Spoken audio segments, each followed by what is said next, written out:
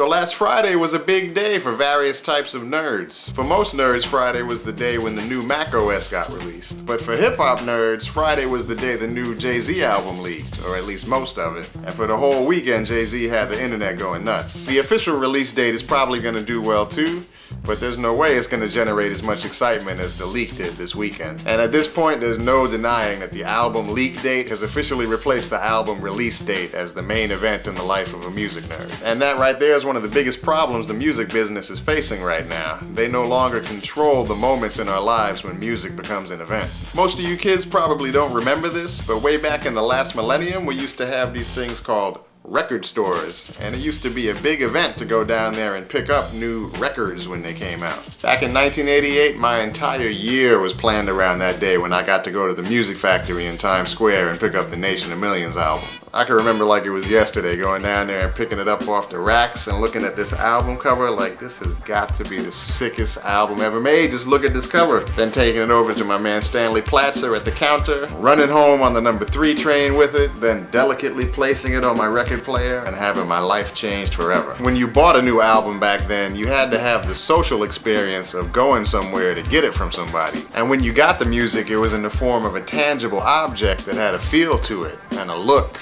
and a smell and a taste. Don't front like you've never licked a record before.